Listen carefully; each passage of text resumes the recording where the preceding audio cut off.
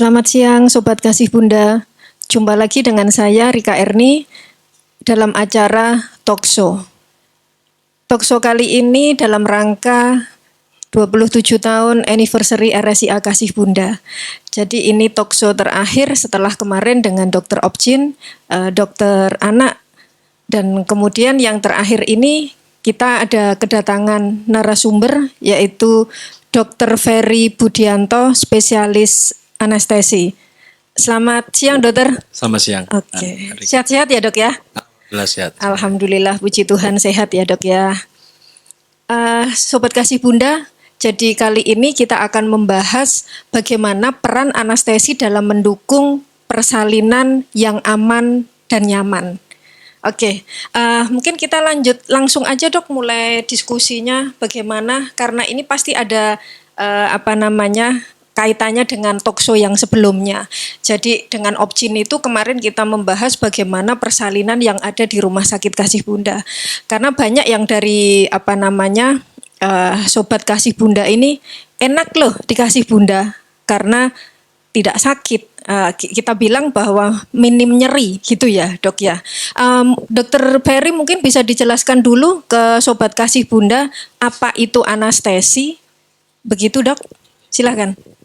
Terima kasih Sobat Kasih Bunda yang berbahagia. Anestesi itu adalah salah satu cabang ilmu kedokteran yang dimana kemampuan utamanya adalah untuk membantu pasien, salah satunya adalah membantu pasien dalam operasi. Jadi mengelola pasien, terutama pasien safety, keselamatan pasien, dan menjaga pasien agar aman dan nyaman. Baik jadi aman secara hemodinamiknya, kemudian tidak nyeri, tenang, tidak ada keluhan-keluhan mual muntah dan sebagainya. Jadi seiring bertambah majunya dunia kedokteran, maka seperti keilmuan dalam bedah, kemudian dalam ilmu kandungan, maka ilmu anestesi pun terus berkembang. Jadi untuk mengiringi itu, jadi anestesi seiring sejalan untuk membantu karena sesuai dengan program pemerintah ya untuk saya sekata untuk menurunkan angka kematian ibu dan bayi. Jadi anestesi senantiasa meningkatkan keilmuannya, meningkatkan teknologinya untuk membantu mendukung terciptanya persalinan pada ibu secara aman dan nyaman. Dua kata ini kita utamakan. Jadi kalau yang pertama adalah aman. Jadi kita pastikan ibu itu baik aman baik sebelum operasi, selama operasi maupun setelah operasi. Dan berikutnya adalah kita pikirkan kenyamanannya. Jadi ibu tenang, kemudian selama operasi juga minim nyeri, tidak ada keluhan-keluhan mual, muntah, pusing dan sebagainya. Terus setelah operasi bisa segera mobilisasi, bisa segera makan minum, kemudian bisa jalan. Mungkin kita selama lihat di media sosial ya, ada beberapa artis yang ada metode-metode tertentu bisa langsung setelah operasi bisa jalan-jalan dan sebagainya gitu. Oke. Jadi karena memang prinsip aman dan nyaman itu Dok yang kita memang aplikasikan di Rumah Sakit Kasih Bunda. Karena pada prinsipnya kan pasien tidak mau cuma aman tok tapi nggak nyaman. Betul. Itu kan juga kurang serk ya kita. Apalagi pasien di sini kan semua kan perempuan ya. Kalau yang sesar gitu kan pasti semua mama-mama gitu. Jadi tidak hanya ya sudahlah aman gitu, tapi tidak nyaman itu sangat tidak enak kan gitu Dok. Ya. Itu yang dicari pasien kita kan. Betul. Gitu. Terus kemudian Dok, ini kan banyak jadi testimoni di sosial media pun banyak ya ditemukan gitu. Kalau dikasih Bunda itu sama sekali tidak sakit, minim sekali nyeri gitu. Terus itu metode apa Dok itu? Yang nggak tahu mungkin di sosmed itu banyak erak gitu. Apa sih Dok itu Dok? Baik, jadi persalinan ada dua macam gitu. Ibu bisa bersalin secara normal, secara spontan, atau secara seksiu sesaria, operasi.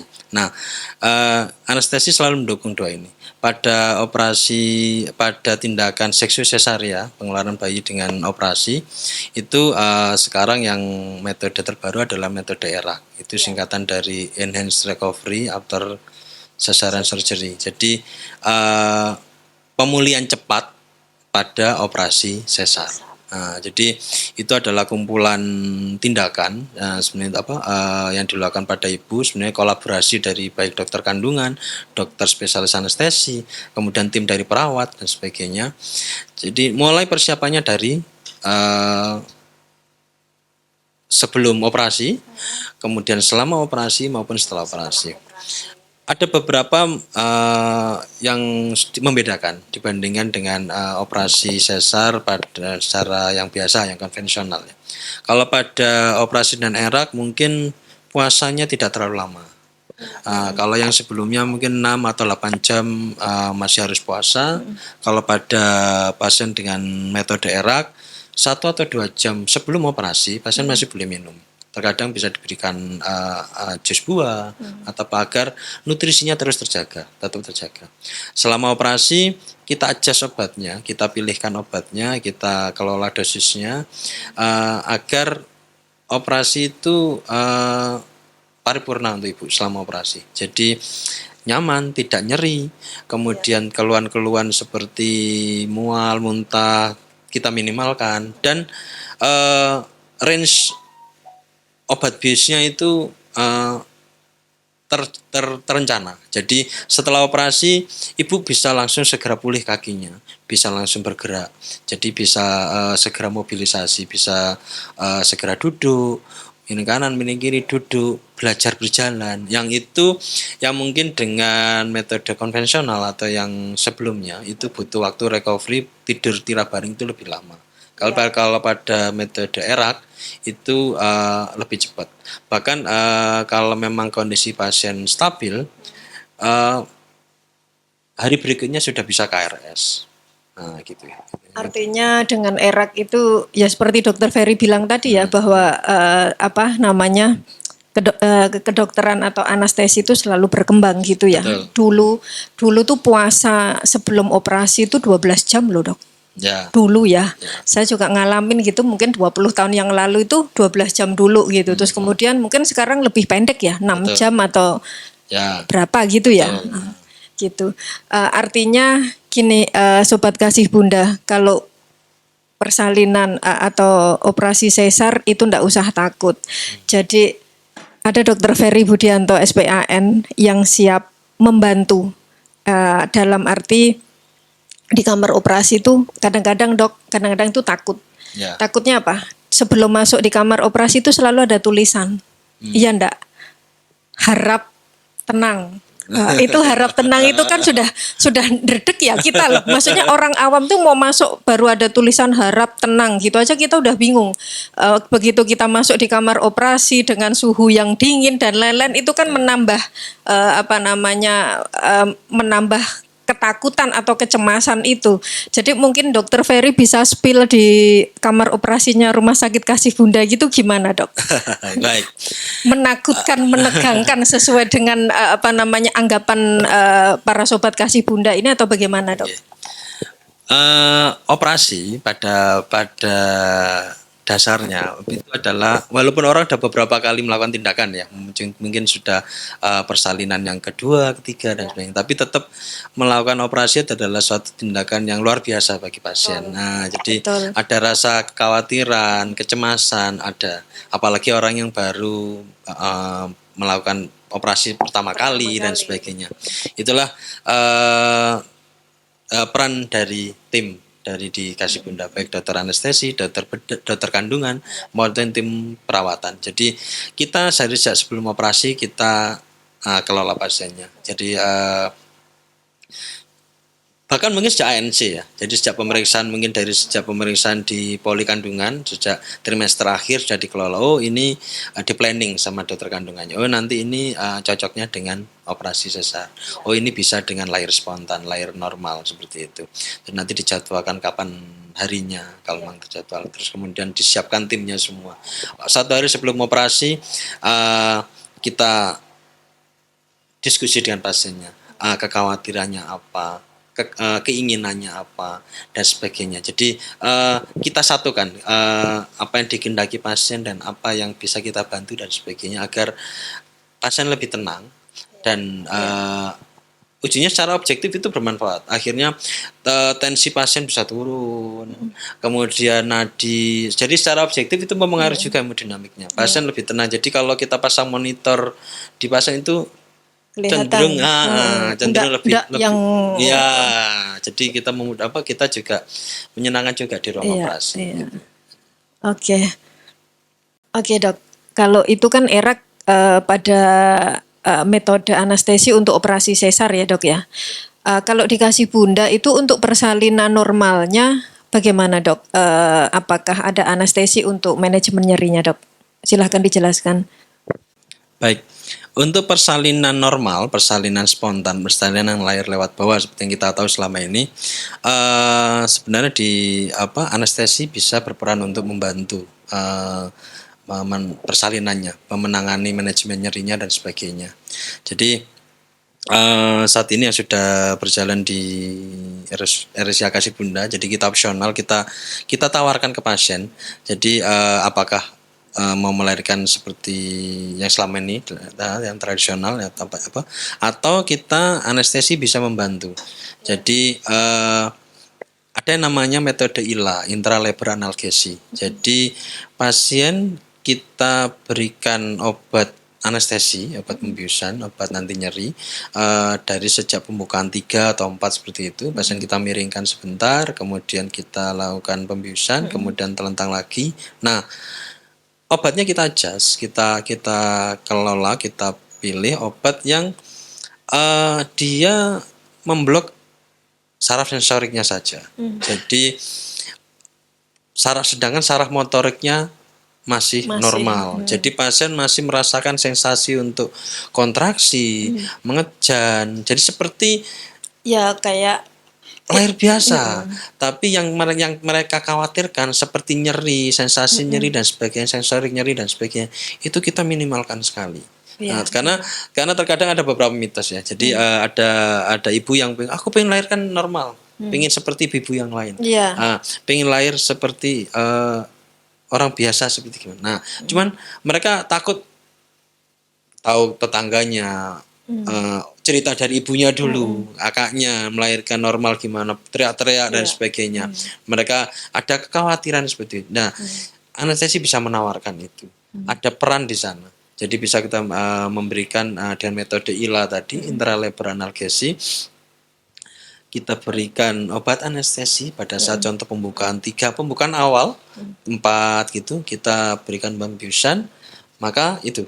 Jadi sensasi nyerinya kita minimalkan. Pasien bisa bersalin normal, tapi nyerinya sangat minimal. Betul. Yang pasti kan harus ada kolaborasi dengan dokter obgyn ya, Dok ya. Betul. Nah, salah satu yang jadi perhatian pada metode ILA, intralebar analgesi, itu adalah kita harus memastikan bahwa ibu ini bisa benar-benar melahirkan normal sampai akhir, sampai bisa lancar melahirkan normal.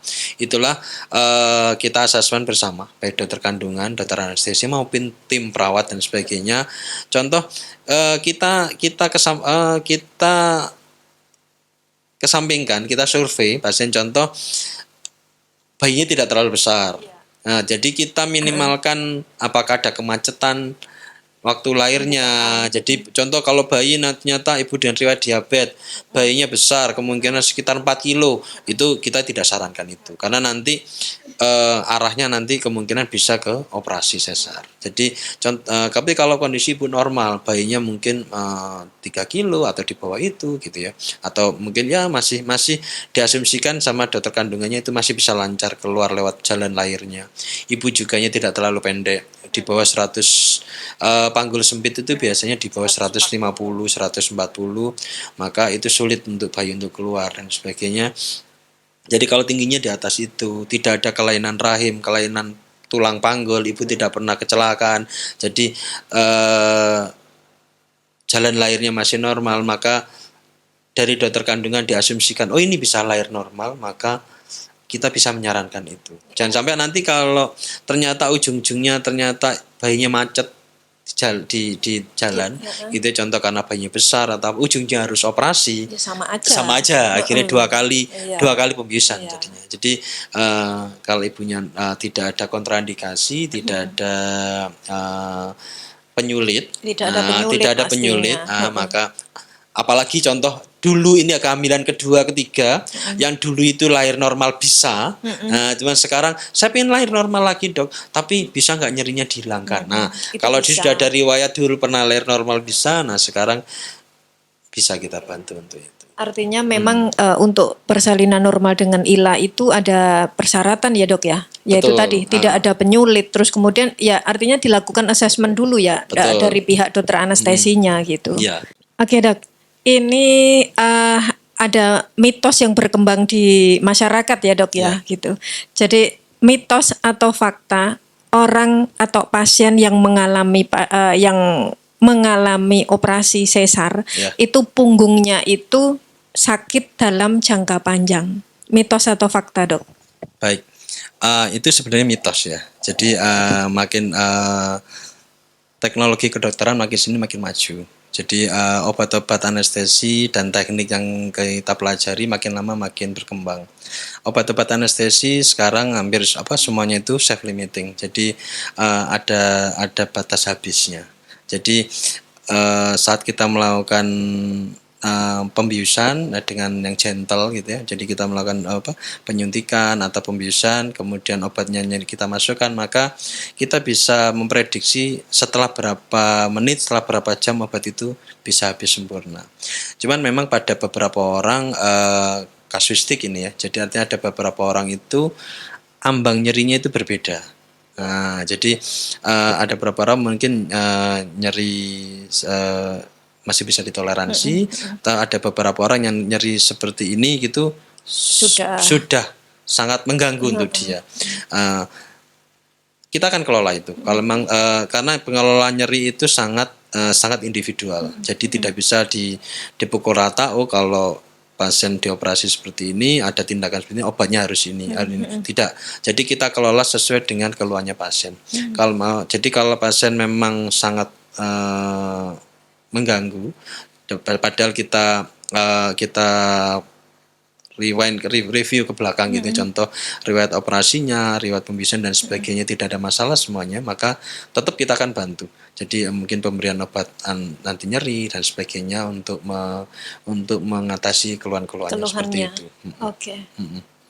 Ya, Dokter Ferry. Ini kan RSIA Kasih Bunda ya dok, yang namanya aja Rumah Sakit Ibu dan Anak. Jadi lebih fokus ke obgyn sama pediatrinya. Kalau ada komplikasi pasca operasi gitu dok, bisa enggak kira-kira ditangani di Rumah Sakit Kasih Bunda ketika pasien itu memerlukan perawatan yang intensif gitu dok? Baik. Komplikasi atau perburukan pada pasien itu sebenarnya bisa kita kelola dari sejak sebelum operasi. Itu namanya ada manajemen perioperatif ya. Jadi sejak kunjungan sebelum operasi kita survei pasiennya, apakah ada penyakit bawaan, mungkin ada hipertensi yang lama, diabetes, ada riwayat stroke, terus kemudian ada kalau yang berkaitan dengan kehamilannya ada preeklamsi, eklamsi, yang itu maka kita mitigasi risikonya. Jadi baik selama operasi, kemungkinan nanti ada perburukan dan sebagainya. Apakah bisa menimbulkan nanti ada komplikasi baik selama operasi maupun setelah operasi. Jadi terplanning semuanya. Nah, jadi walaupun ada komplikasi atau apa itu bisa kita kelola.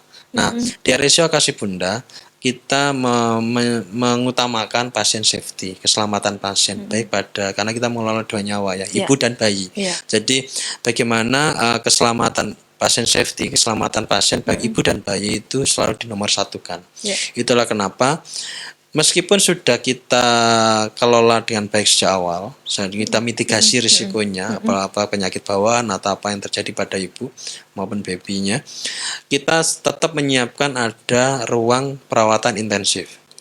Intensive care unit ICU, baik untuk ICU dewasa untuk ibunya maupun ICU untuk baby neonatus, dan ada juga di sini ada PICU neonatus untuk ICU untuk pediatri untuk anak-anak. Jadi NICU dan pediatri itu dikelola oleh dokter spesialis anak, sedangkan untuk ICU dewasa dikelola oleh dokter anestesi.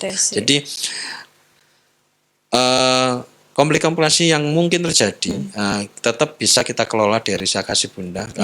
Kita peralatan di ruang ICU-nya cukup lengkap.